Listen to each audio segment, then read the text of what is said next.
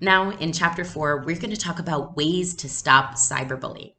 This is more about prevention. How do we stop this social issue in general? It may be hard to stop cyberbullying altogether. Unfortunately, there will probably always be bullies both online and in person. But there are things you can do to help prevent cyberbullying. You can learn to protect yourself, your friends, and the people around you. You can also find ways to keep cyberbullying from becoming worse. Cyberbullies may back off when they see how much support you have from friends.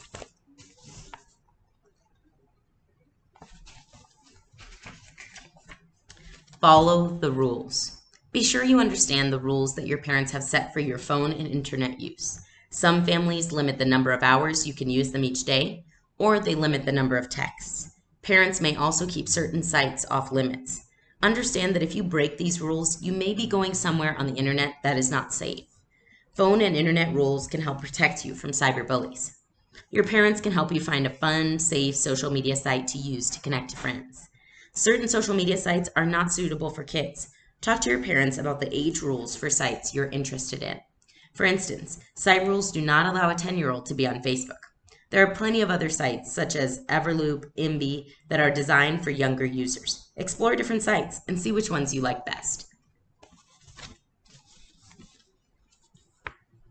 Whether the rules are set by our parents or set by the social media sites themselves, some of those rules exist for a reason, so it's important to understand how they might be protecting the users from harm. Online games can be great, but can also be fun to play a game with your family in person. Enjoy life offline. These days, it's easy to get caught up in all the electronics. Online games are fun and texting is fast and easy. However, remember that there's more to life than social media. Every day, take time to sign off and enjoy friends in person, or enjoy your family in person because we're all locked up during coronavirus. Read a book or go to the movies. Play with your pets and have a meal with your family. If cyberbullying has you questioning the good things about your life, stop and make a list. Write down all the great things about yourself, your home, your family, your friends. If bullies have made you scared, try a new hobby. An activity like karate or taekwondo can help you build strength and confidence. Karate and other activities can help you gain confidence and make friends at the same time.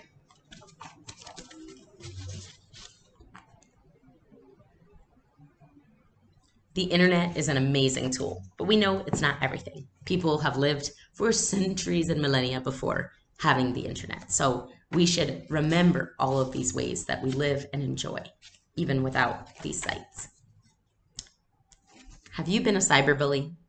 Think about how you act online or in text messages. Are you mean or rude? Before you send a message, stop and think. Would you say that same thing to someone in person? Reread the message.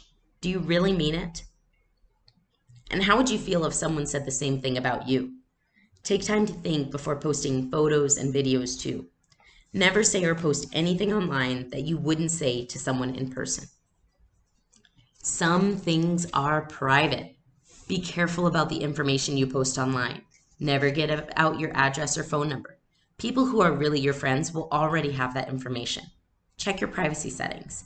Set those so that only your friends can see your posts. Never give out your passwords. If you don't want anyone but your best friend to know a secret, don't post it online. Don't post things that embarrass you or anyone else either. Remember who sees your messages and the updates. If something is private, keep it that way.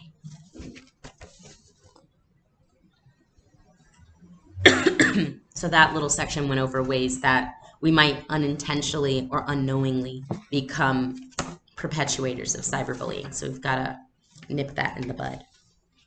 If you are cyberbullied, be careful not to continue the cyberbullying and hurting other people. If you have been bullied online, it may make you want to do it to other people as well. You might think it's a way to get back at the people who hurt you, but that kind of thinking just means that cyberbullying may never end. Instead, try to make the bullying stop. Remember how you felt when you were bullied. You don't want that for anyone else, do you? Show some respect. If you are cyberbullied, show the bully that you respect yourself. If you know someone or see someone being cyberbullied, offer that person support and encouragement. Make it clear that you are not going to play the bully's game. Before you are tempted to bully others, give them respect. Don't make them feel scared or disliked. If we all respect one another, there will be no place for bullying, online or in person. Make sure to treat yourself and the people around you and online with respect. Now, notice that the book didn't say we have to be best friends with everyone. You don't have to be best friends with everyone or even like everyone, but it is important to acknowledge that every person deserves respect. True statistics. Percentage of teens and preteens who have been bullied online, about 50%. Percentage of kids who have visited a website that criticizes another kid, about 75%. Number of kids who have had online passwords stolen by bullies who have locked them out of their accounts, 4 out of 10, or 40%. Percentage of kids who tell their parents when they are cyberbullied, almost 50%. Number of kids who have had embarrassing photos taken of them without their permission, usually by a cell phone, 1 out of 10, or 10%. Number of states that have passed bullying prevention laws, 49 out of 50, or 98% in the United States. Did you find the truth? Remember, whenever we start one of these books, we're always looking for a true or false. It was true that not all social media sites are suitable for every age, but it was false that you always know who's talking when someone sends a message or posts online. Sometimes people might be anonymous online or hiding behind their username.